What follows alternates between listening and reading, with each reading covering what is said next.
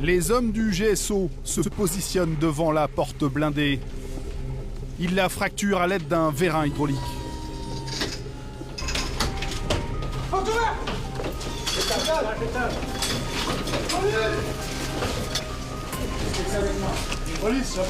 La police.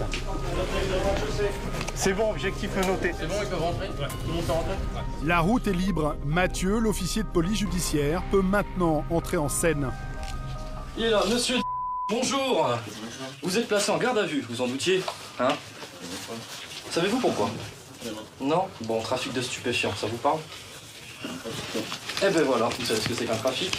Vous savez ce que c'est qu'un stupéfiant? Eh ben vous mettez les deux mots collés et vous avez un trafic de stupéfiants. Vous allez voir, c'est très simple. Est-ce que t'as du shit chez toi? Est-ce que t'as du stupéfiant? Du produit stupéfiant? Non. T'as rien du tout? Non. Donc le chien ne devrait rien trouver.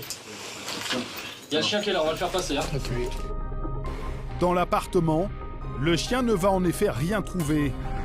En revanche, dans le hall de l'immeuble, il va fortement marquer le scooter du suspect. Elle marque comme quoi il y a du stupéfiant, du moins soit qui est entreposé, soit qui a été entreposé tout simplement. Sous la selle, les policiers trouvent une petite quantité de cannabis. Le deux roues servait sûrement à approvisionner les différents points de vente du réseau.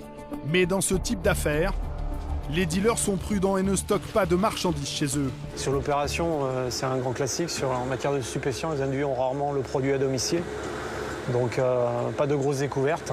Le trafic tient essentiellement sur la procédure judiciaire qui a été établie par les collègues dans les mois qui précèdent l'opération. Voilà, habituellement on trouve très peu de matière. Les indus sont rodés et savent très bien qu'il ne faut pas qu'ils gardent chez eux les produits. Le premier objectif interpellé, les hommes de la CSI 93 partent immédiatement chez l'autre tête de réseau, également susceptible d'être armé.